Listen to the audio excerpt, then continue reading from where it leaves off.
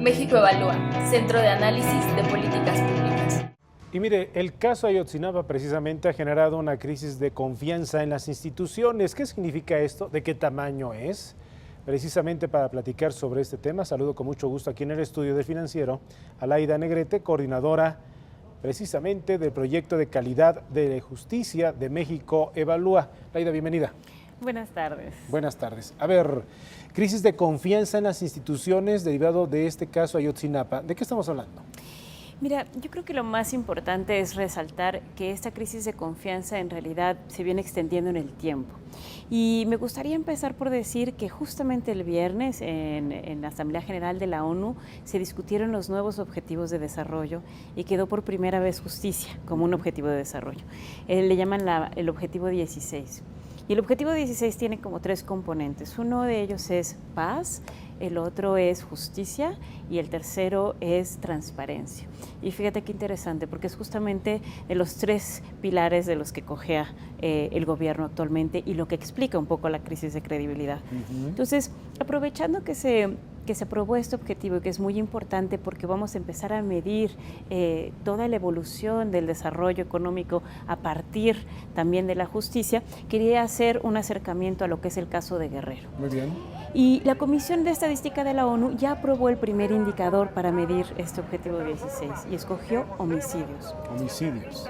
Bueno, pues resulta que homicidios justamente en Guerrero, Guerrero es el estado con la tasa de homicidios más alta de toda la serie de tiempo, que desde que registramos homicidios en México, Guerrero en casi todos los años aparece en primer lugar y por tanto es un estado que merece una atención especial.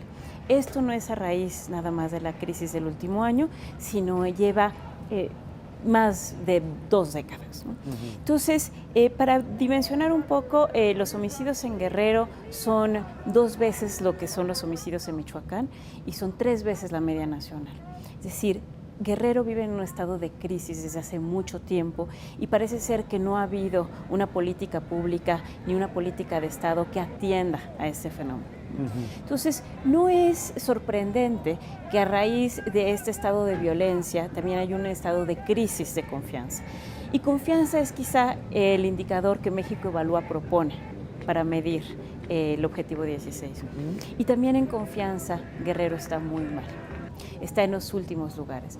Entonces, cuando hacemos un análisis del caso de Ayotzinapa en particular, lo que vemos justamente es de forma natural que la gente no confía en las instituciones para hacer frente a esta situación.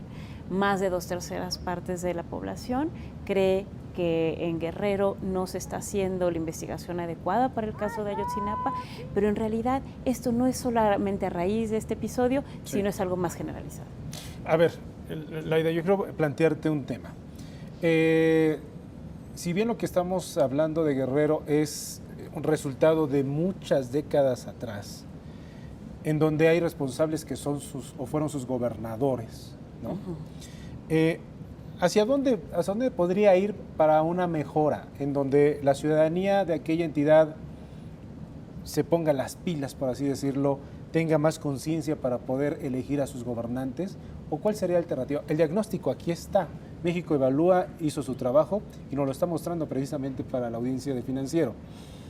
¿Cuál sería el paso siguiente para que a la vuelta del próximo trienio no vengas tú o algún otro vocero de México Evalúa a decirnos que otra vez Guerrero está mal?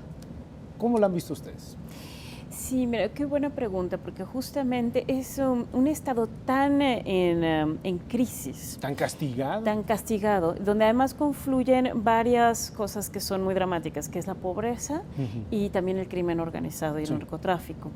Y la falta de instituciones y un poder político muy corrupto. Entonces, requiere una atención especial y no solamente de dejársela al Estado, sino requiere una intervención del gobierno federal.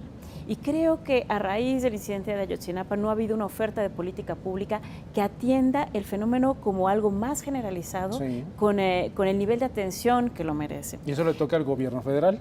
Sí, en parte sí, te voy a decir por qué.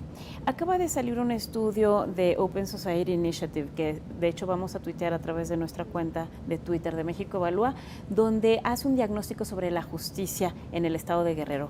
Y de nuevo, como acabo de decir, plantea que no es una situación excepcional, es una situación de hace mucho tiempo. Es más, en el 2011, en diciembre del 2011, hubo un incidente muy similar al caso de Iguala, que ahora nos atañe. 2011. Y ahí estaba muy documentado por parte de la Comisión Nacional de Derechos Humanos, que había participado tanto autoridades federales como las autoridades estatales, y emitió una recomendación por violación grave, que son de las recomendaciones como más sobresalientes de la Comisión Nacional de Derechos Humanos.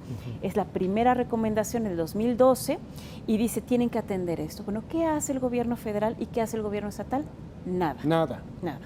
Y en este mismo reporte de Open Society está documentado como a lo largo de la última década, todas las desapariciones forzadas que documentó la Comisión del Estado de Guerrero, la Comisión de Derechos Humanos del Estado de Guerrero, ni siquiera se ha iniciado una sola investigación. Estamos hablando de crímenes que no comete la delincuencia común. Estos son crímenes del Estado. Y entonces sí vamos a requerir no solamente una voluntad del Estado y una humildad increíble, que mira, me inspiro en lo que acaba de pasar con el Papa Francisco, sí, donde con toda apertura puede decir, siento mucho lo que sucedió con las víctimas de pederastas en la Iglesia Católica. Eso requiere un nivel como de autoridad moral y de humildad, que eso es lo que aspiraríamos para nuestro gobierno federal. Una vez que tuviéramos un gobierno federal que está dispuesto a reconocer los errores, la participación de las autoridades federales, entonces podríamos empezar a caminar por otro camino. Y si no es así, entonces bienvenida a la supervisión internacional, porque queremos que haya contrapesos y que haya rendición de cuentas. Sí, qué bueno, se nos acaba el tiempo, Laida, pero yo creo que será materia de otra conversación contigo, en donde hoy por hoy, hablando de este estudio y de este enfoque internacional, hay voces aquí mismo en México que dicen que, por ejemplo, la presencia de la Comisión Interamericana de Derechos Humanos pues es casi violatoria hacia la soberanía de nuestro país. En fin, hay voces de ese tipo que me gustaría platicarlo con más detalle contigo, ¿no? Con mucho gusto. En otra ocasión será. En la próxima ocasión. ¿Dónde se puede saber más de esto que nos estás comentando? Si ustedes buscan el hashtag post-2015 o en el internet, van a ver cómo vienen todos los objetivos de desarrollo y ahí viene una discusión muy amplia. Y en México Evalúa estamos tuiteando estos temas. Excelente. Gracias, Laida. Muchas gracias. Hasta la Buenas próxima. tardes.